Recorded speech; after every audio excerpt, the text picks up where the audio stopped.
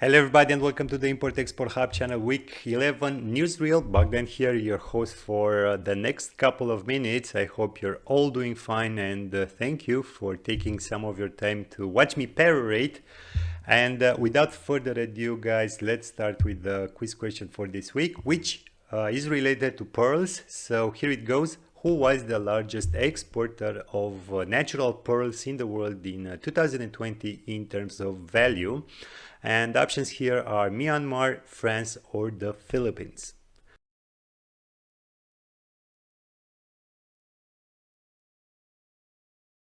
And the correct answer is Myanmar with some $7.4 million worth of exports, almost well directed towards Japan.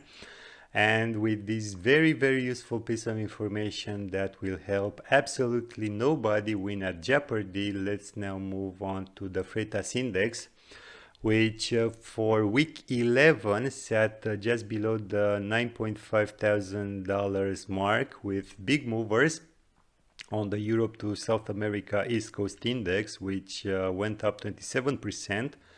And North America East Coast to North Europe sub-index also, who was down 14% this time. So quite big changes for these two sub-indexes.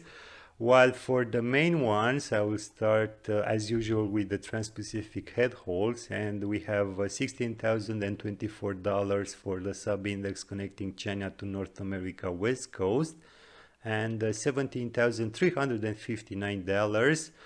Down 6% for the one connecting China to North America East Coast. For the crossways ones, again for the head holes, China to North Europe is down 5% to $12,739, while the other one connecting China to the Mediterranean is practically the same as last week, and we're having here $13,706. And guys, with this pseudo optimistic fall on the spot rates, here comes the first news from gcaptain.com, in which the so-called good news in terms of spot rates are to be carefully assessed as ocean carriers, in this case Maersk and MSC, so basically the 2M Alliance members, announced that they're preparing to blank some sailings in anticipation of a period of low demand, and I'm quoting here from MSC, ongoing challenging market situation, unquote. Or I don't know, to read it between the lines here, I think that what they are trying to say is that they're feeling the pressure on the spot rates. They're already committed big volumes through contract rates. They don't want to lose business, of course. So what to do? Blank some sailing, of course, in order to somehow try to counterbalance the spot rate pressure.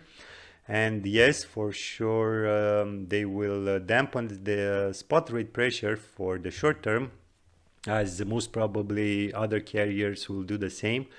But I highly doubt it that they will manage to do this on the medium and long terms if, I don't know, uncertainty is still dominating and inflationary pressures are building up, especially in Europe at least. So I'm expecting that for the crossways head holes, the rates will continue to fall.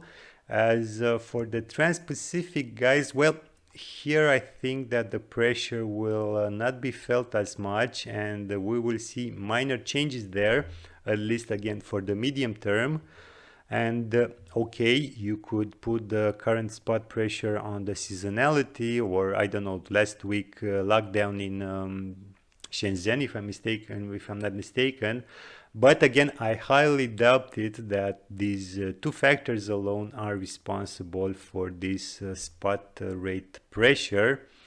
And as you know, guys, I am not a fortune teller, but giving a little bit of context and factoring in the high uncertainty coupled with slow economic growth, especially in Europe, I am pretty confident that at least for the crossways ones, the spot market will be heavily pressured.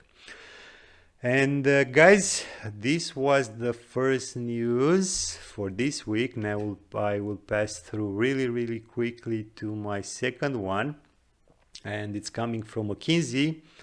I will not cover the entire article. You have the link in the description below, and I highly recommend you to read it fully. And instead I will focus on, I don't know, 4 possible scenarios that the authors identified in relation with the containerized logistics recovery. And here, basically, we're having 4 variables. The first one is capacity and rates. The next one is regulation and intervention. We have demand for goods. And finally, the last variable is related to land side uncertainties and performances, mostly in terms of terminal and rail and truck operations. And okay, the authors placed their findings in one of the 4 scenarios, but for me this should be viewed in I don't know, in a more complex relationship, and should be malleable and interchangeable if you want. And here I've compiled a 5th one, in which we have to contextualize and separate the markets and operations from Asia, the United States and Europe. And taking the findings from all of them, I am seeing things like this. So in terms of capacity, it's quite tricky, as these authors either say that capacity will fully normalize or simply it does not return. But there is a lot in between, not only in terms of when, but also how.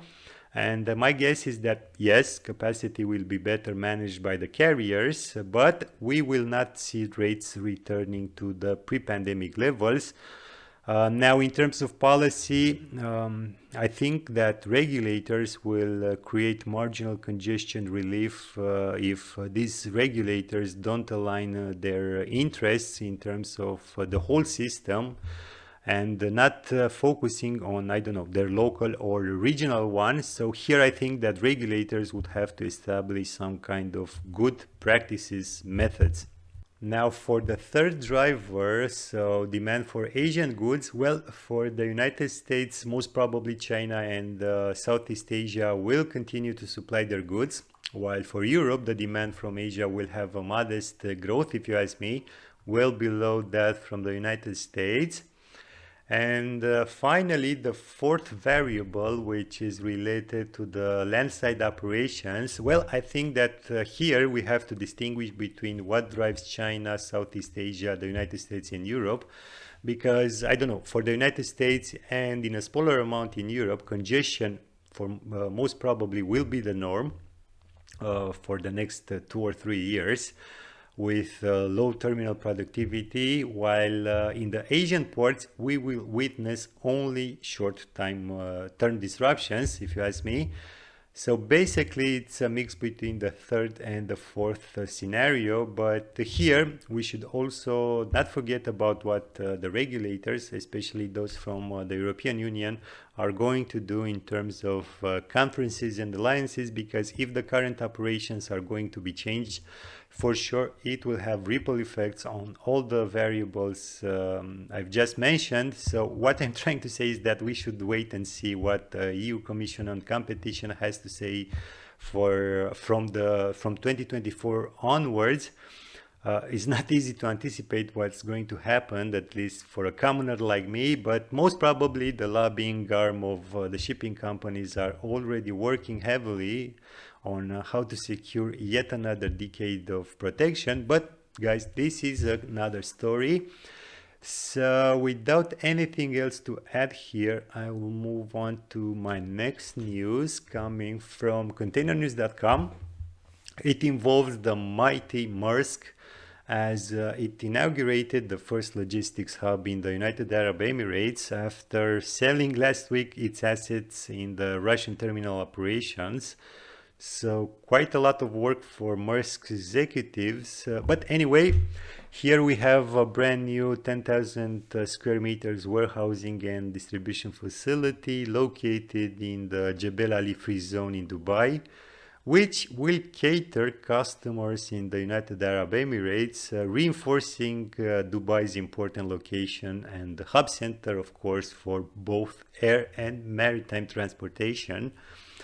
Most probably there are some initiatives received from the United Arab Emirates, but this is another story. So basically, while some carriers are desperately building new capacity, others are much more anchored into the future of supply chains. And they are building warehousing and distribution centers. And my guess is that they are playing the right card right now. And that's why I am calling Maersk the trend setter. And guys, without anything else to add here, I will now move on to my last news. So bear with me. It's from the EU Commission news portal. As the European Union adjusted the steel safeguard quotas following import bans on the Russian Federation and Belarus.